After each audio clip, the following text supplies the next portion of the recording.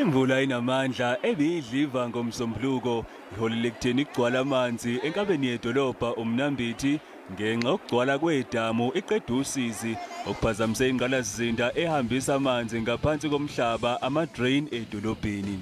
Lokhu kwenze isiminyaminya emgaqweni njengoba imoto bese zishaye ojenga kungelula ukuthi zihambe ngemizila eziyejwayele. Ngeshwa nezinye izitolo ezisenkabeni yakuleli dolobha zikhahlamezekile. Amanzi agcwale edolobheni asephenduke indawo yokungebeleka ebantwini.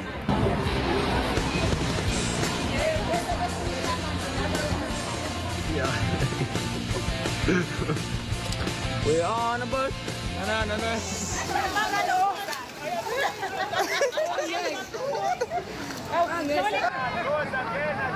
Abahlala emgaqweni babone leli kuyithuba lokuzenzela amasenti asheshayo.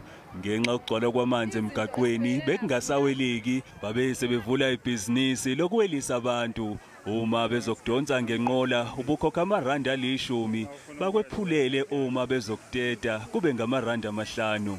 Umasipala wendawo Alfred Duma uthi isimo sesibuyele kwesejwayelekile.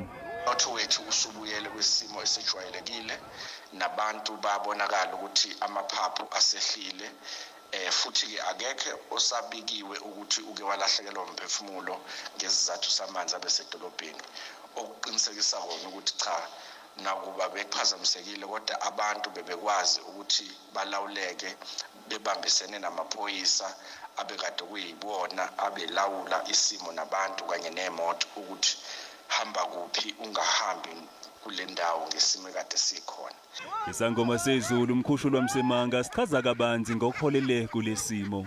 Kube amanzi othola ukuthi ke ayahamba nomfutho khukhula impahla aphinda kapakele nasendaweni ke kwezinye ezingafanele ngokugcwala kwemfula. Esimo uthola ukuthi ke belina ngezolo lesi sikhuluma ngaso uthola ukuthi ke namhlanje amanzi asamile isimo engeke sikwazi ukuphawula kakhulu kusona engingakusho nje ngathi ke akhona amathuba emvula athanda kuba mahle esifundazweni sakithi kwaZulu Natal kodwa ngahle kakhulu ke mawungena engxenyeni ezingasenyakatho lapho iSouth African Weather Service ikhipha ukuthi ngane emvula ke ezinekhukhula eseqalile njengoba sikhuluma zoqhubeka njalo kuyoshaya usuku langomsombuluko.